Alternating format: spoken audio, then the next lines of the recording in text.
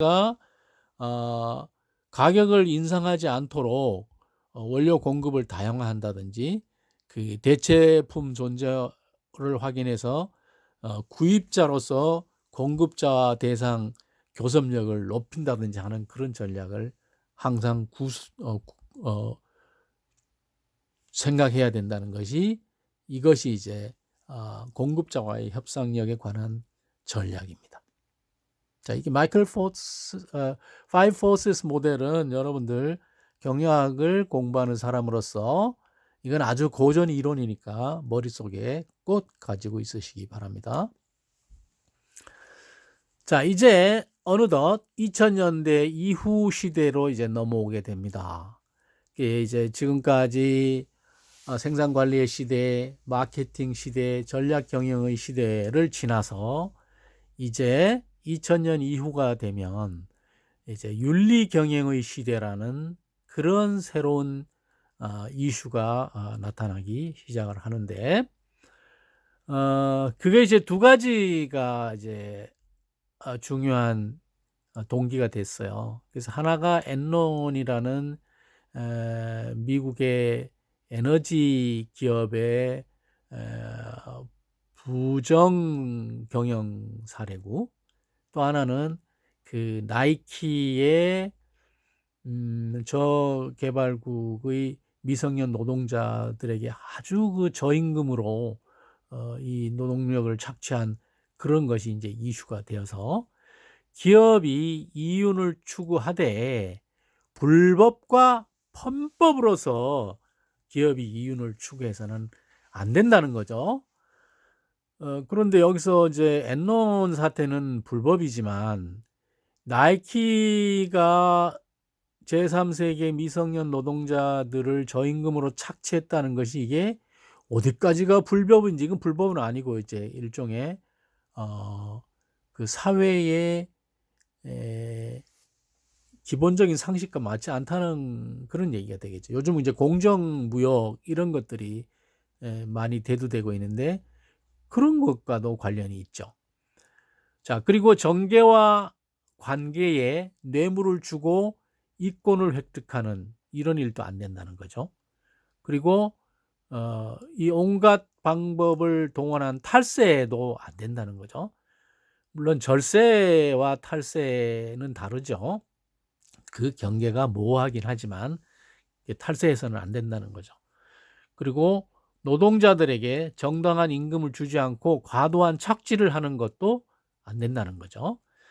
자, 이게 나이키 사태라는 것은 우리가 다음 페이지에서 사진을 보겠지만 이 그 스포츠 용품을 만드는 나이키가 그 제3세계 벵글라데시, 뭐 인도 이런 제3세계에서 그 미성년 노동자들에게 아주 낮은 가격으로 임금을 주면서 신발을 만들게 하고 축구공을 만들게 하고, 그래서 뭐예요? 5달러에서 만들어 내놓은 그런 제품을 180달러에 판매해서 막대한 이득을 취했다는 거죠. 이러한 사실이 밝혀진 후에 비윤리적 기업의 대명사가 되어서 나이키가 엄청난 비난을 받았습니다. 자, 이런 그 비윤리적 사례는 최근에도 악덕 기업의 사례로 주목을 받고 있죠. 자, 바로 이 사진입니다. 나이키를 공경에 빠뜨린 이 라이프지히의 사진인데요. 이게 이제 1996년에 이제 나이키에 게재된 사진인데, 파키스탄의 시알코트에서 1만 개의 축구공 작업장에 4만 명의 노동자가 일하고 있는데 이들 중 다수가 어린이 노동자라는 거죠. 그리고 이제 연간 3,500만 개의 축구공을 생산해서 아까 뭐예요? 5달러 주고 사다가 180달러에 팔았으면 나이키가 어마어마한 폭리를 취한 거잖아요. 그래서 이 나이 어린 미성년 노동자들이 이제 학교 가서 공부하고 부모의 보호를 받아야 될 이들이 저임금 노동에 시달리는 것은 결국 나이키의 이런 비윤리적인 폭리 행위 때문에 그렇다라는 것이 이 사진이 보게 되고, 보여주게 되고 엄청난 반향을 일으켜서 윤리경영의 시대를 촉발한 겁니다. 자, 또 하나가 이제 엔론 사태입니다. 자, 여러분들이 이제 과제를 선택할 때 그 엔론 사태에 대해서 주제를 선택해도 좋습니다. 어떤 한조가 이런 거 했으면 좋겠어요. 자, 그 엔론이라는 회사가 천연가스 파이프라인 제조 회사였는데 이제 회계 조작으로 15년 동안에 미국의 그 6대 기업으로 성장합니다. 2000년에 엔론이 발표한 매출이 1000억 달러, 140조 원이었다는 거죠. 140조 원이면 어마어마한 큰 돈입니다.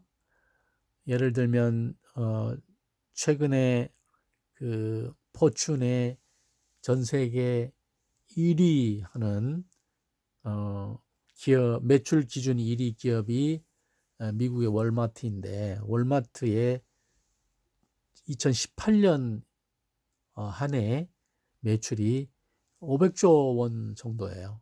그러니까 엔론이 이 회계 조작을 통해서 140조 매출을 했다고 한 거는 어마어마한 부정이죠.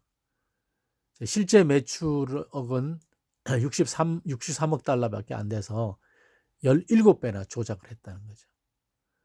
그래서 이런 그 조작성 자료 때문에 주가가 90달러까지 급상승했는데 이 과정에서 엔론의 임원들은 주식을 팔아서 11억 달러에 달하는 어마어마한 부당 이득을 취했죠. 이 조작이 드러난 후에 엔론의 주가는 90달러에서 26센트까지 하락하고 상장 폐지가 됐어요. 엄청난 피해를 개인 투자자들이 입었고 그리고 이제 미국 정부는 공적 자금을 투입 없이 파산시키고 관련자를 처벌했고요. 그 다음에 엔론의 회계감사법인이었던 아서 앤더슨, 한국에도 이제 아서 앤더슨이 있었는데 면허를 취소하고 아서 앤더슨은 문을 닫게 되었습니다. 자, 이러한 것이 윤리경영을 하라는 그 시대적 요구를 기업들이 받게 된 그런 원인이 되었습니다. 자, 이제 이러한 그 윤리경영의 시대를 넘어서 CSR 시대가 왔는데요. 이것은 이제 Corporate Social Responsibility, 기업의 사회적 책임이라고 합니다. 자, 이건 뭐냐 하면 기업도 법인, 그러니까 자연인과 같이 법인격을 가진 법에 의해서 인격을 갖게 된 법인으로서 자연인과 같이 권리와 의무를 사회적으로 부여받았다는 거죠. 기업이 수익을 내기 위한 권리를 받았다면 사회를 위한 의무도 져야 한다는 것이 기업의 사회적 책임입니다. 어떻게 보면 기업의 사회적 책임이라는 것이 기업이 먹고 살만 하니까 사회를 위해서 뭔가 한다 이런 얘기를 우리가 그렇게 이해하기 쉬운데 그렇지 않다는 거죠. 기업의 사회적 의무는 이거는 초이스가 아니고 머스트라는 거죠. 그래서 기업은 이윤 추구와 사회적 책임 간의 건강한 균형이 필요하고 그래서 이제 착한 기업을 만드는 것이 중요한 경영학 연구 대상이 됐다는 거죠. 자, 여러분들 다시 돌아보면 처음에 우리가 이제 생산관리 시대에는 공장, 그 다음에 종업원, 소비자 마케팅 시대, 그 다음에 외부 변화 전략 경영의 시대, 이제 사회까지 그 기업이 속해 있는 사회까지 연구 대상으로 삼아야 되는 그런 시대가 왔다는 거죠. 자, 이제 착한 기업이라는 건데 착한 기업이라는 거를 이제 뭐 영어로 하면 good company잖아요. 좋은 기업이라는 것이 어떤 것이 좋은 기업이냐 이거를 우리가 한번 생각해 볼 필요가 있어요. 자, 한국에서는 1970년대에 한국 기업들은 대마불사, 큰 기업은 절대 망하지 않는다라는 그런 사고방식을 가지고 있었어요. 그런데 1997년 IMF 외환 위기 때 큰 기업들이 아주 많이 도산을 하게 되었습니다. 그래서 이제 우리나라 예는 그렇지만 이제 이건 뭐 우리나라뿐 아니고 다른 나라에서도 마찬가지입니다. 자, 굿 컴퍼니라는 것은 큰 기업이 굿 컴퍼니가 아니고요. 자, A라는 회사는 매출이 1천억에 이익은 1억 원이라고 합시다. 또 B라는 회사는 매출은 앞에 A보다 10분의 1에 불과한 100억 원이지만 이익은 10억이나 된단 말입니다. 그러면 1천억 매출에 1억 원의 이익이 나오는 그런 A라는 회사와 100억 매출에 10억 원의 이익을 내는 B라는 회사 중에 어떤 회사가 더 좋은 회사이냐 이거죠. 이 지금 그 대마불사의 시대에 한국 기업들은 이익은 얼마든지 조정할 수 있다. 이렇게 생각했어요.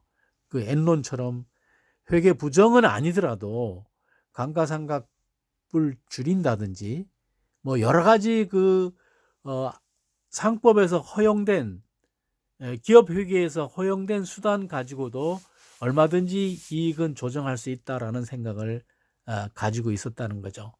그래서 이런 거죠. 적자가 예상되면 금년의 비용을 내년으로 이연시켜서 이익을 남길 수 있고 이익이 많아서 세금을 많이 내게 되면 비용을 부풀려서 이익을 낮추는 그런 이익 조정을 할 수 있다는 거죠. 그래서 매출이나 기업 규모가 중요하다.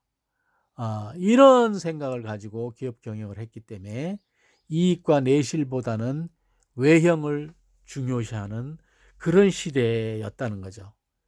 그러다 이제 1997년 IMF 외환 위기가 우리나라에 찾아오고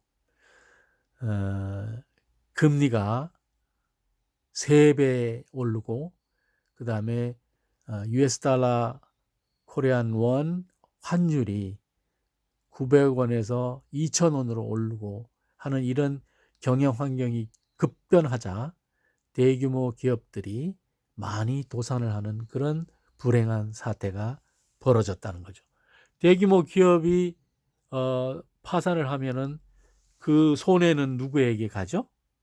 그 손해는 물론 기업주도 손해를 보지만 거기에 일하는 종업원들이 이제 실직을 하게 되고 사회적으로 큰 문제를 일으키는 그런 사태가 되는 거죠. 그래서 이제는 굿 컴퍼니라는 것은 다른 개념을 가져야 된다는 거죠. 이제 지속 가능 경영의 시대가 이제 도래했습니다. 이제 앞에서 윤리 경영 그런 사회적 기업의 사회적 책임을 중요시하는 그런 시대가 지나서 이제 지속 가능 경영의 시대가 왔는데 이제 그 지속 가능 경영이라는 것은 뭐 2000년 이후가 아니고 벌써 1980년대 2차 오일 쇼크라든가 1979년에 이제 한국에서 대통령이 암살돼서 정정이 불안해지는 그런 사태가 있었죠.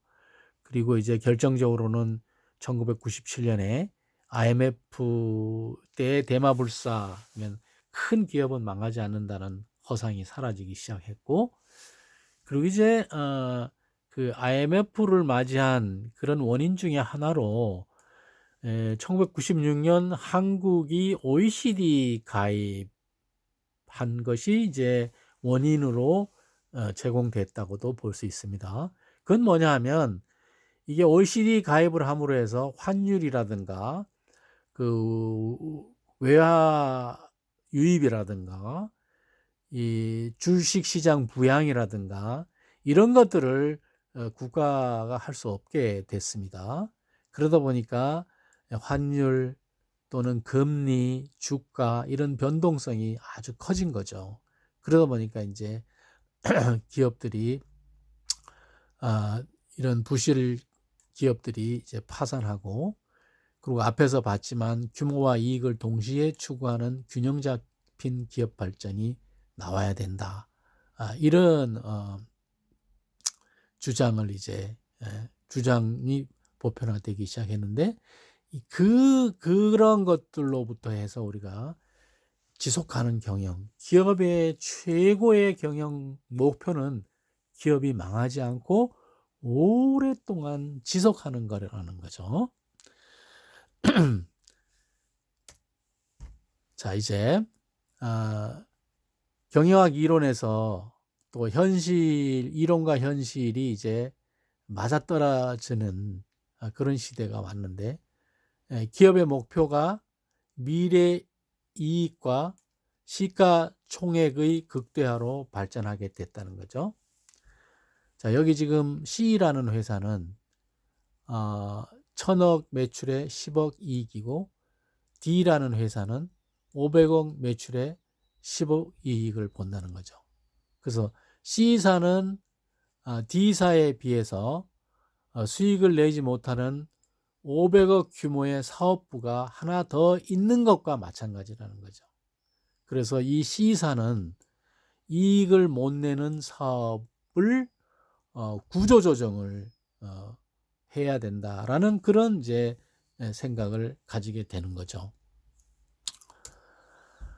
여기서 이제 지금 이제 여기 잭 웰치인데, 이제 잭 웰치가 2020년 기준으로 이제 돌아가셨죠. 이 사람이 이제 미국의 위대한 기업 제너럴 일렉트릭 GE의 이제 CEO였어요. GE는 전기를 발명한 에디슨이 설립한 세계 최고의 기업이죠. 그래서 잭 웰치가 이 GE의 회장으로서 이 사람의 특기는 구조조정이라는 거죠. 구조조정이라는 게 뭐예요, 여러분? 여기죠. 이게 지금 C사에 이익을 못 내는 500억 사업 규모가 있다면 이것을 구조조정해야 된다는 이런 구조조정. 그래서 넘버 1, 2 아니면 우리는 하지 않는다. 이런 전략을 가지고 있다는 거죠. 즉, 그 업계에서 1등이나 2등을 우리가 하지 않는 사업부는 구조조정을 해서 팔아치운다는 거죠. 효율성과 경쟁력 측면에서 세계 최고의 기업으로 이러한 그 구조조정을 통해서 GE가 성장하게 되었죠. 이제 맷집과 펀치력을 지닌 권투 선수 2명이 있다고 합시다. 체중이 60kg, 100kg라면 누가 스피드가 빠르겠냐는 거죠. 물론 100kg이면서도 60kg보다 체중을 가진 사는 선수보다 더 스피드가 좋은 선수가 간혹 있어요. 근데 일반적으로는 체중이 낮은 사람이 스피드가 빠르죠. 기업이 군살이 없으면 순발력이 빨라져서 경쟁력을 높인다는 거죠.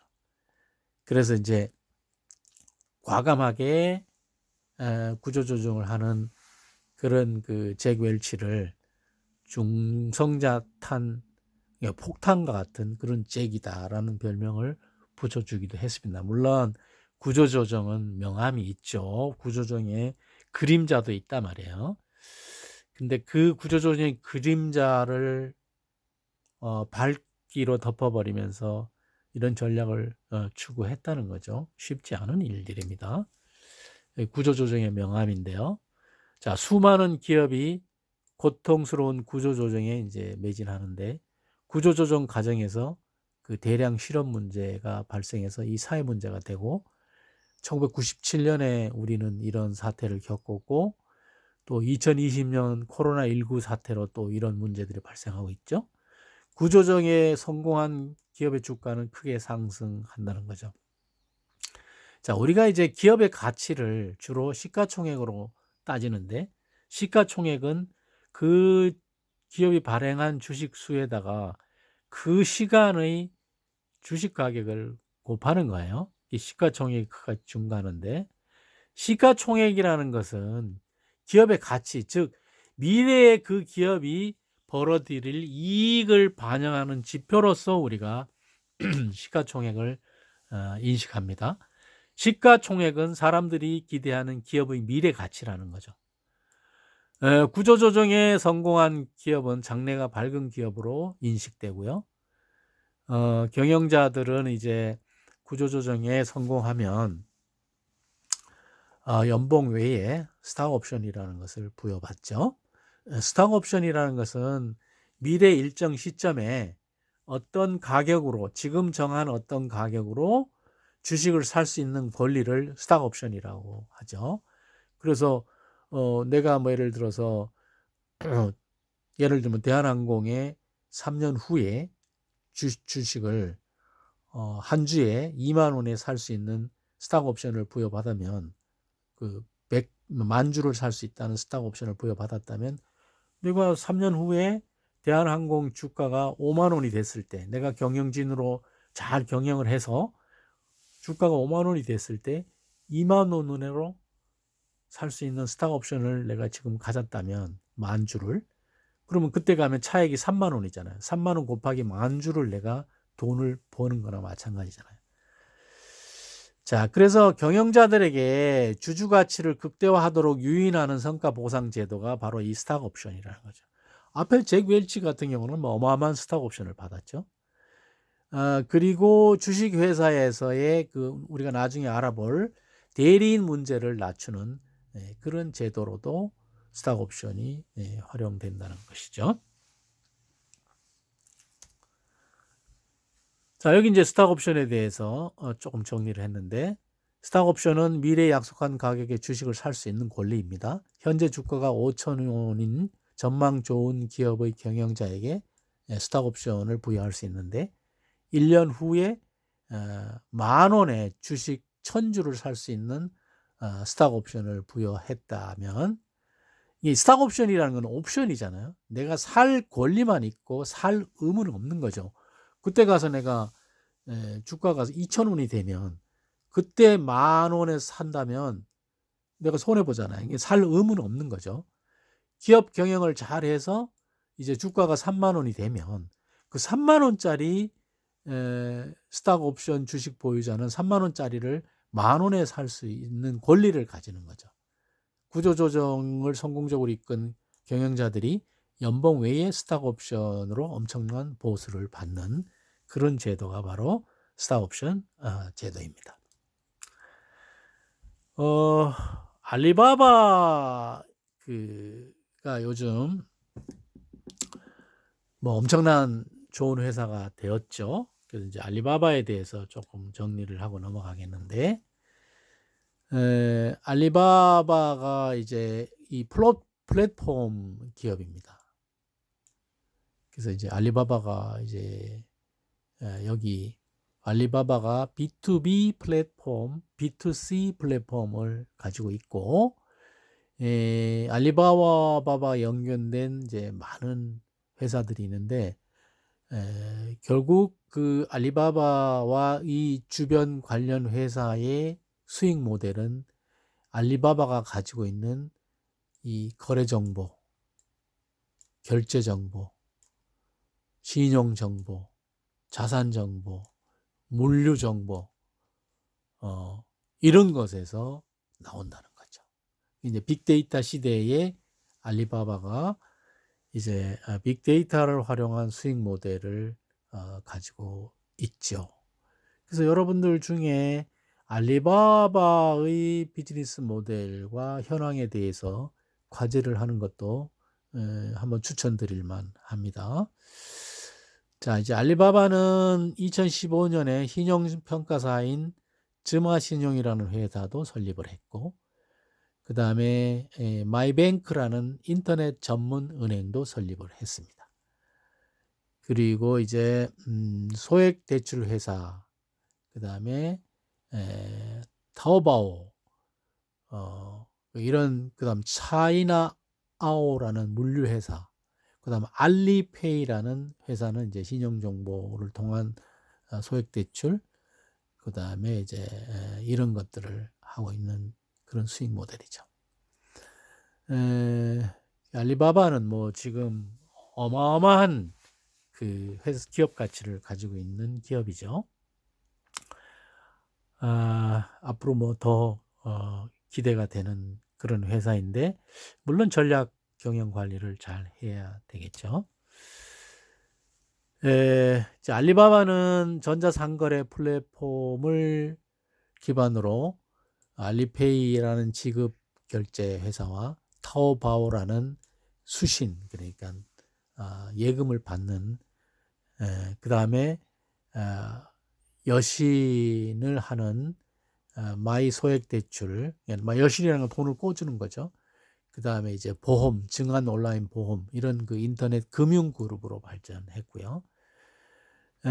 타오바오와 티몰 판매자 대상 5년간 약 70조 원의 소액 대출 사업, 지금 제가 이 자료를 만든 이후 몇 년이 지났으니까 훨씬 더 이제 늘어났을 겁니다. 대출 심사와 신용도 평가 과정에서 오랜 기간 전자상거래 업체로서 보유한 방대한 고객 빅데이터를 분석 활용해서 기존 은행에 비해서 경쟁력 우위를 확보했다는 거죠. 자, 마이클 포토스 5 포서스 모델을 여러분들이 기억하시기 바랍니다. 알리바바의 핵심 자산은 재화나 서비스가 아니고 데이터라는 거죠.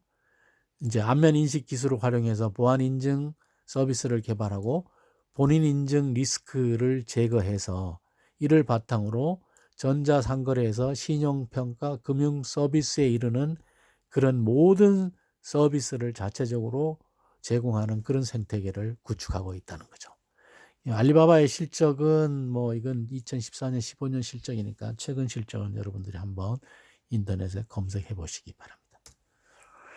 자, 이렇게 해서 이제 첫 시간에 경영학의 발달 이론에 대해서 마치고, 이제 다음 시간은 기업의 형태론에 대해서 계속 공부해 보도록 하겠습니다. 수고하셨습니다.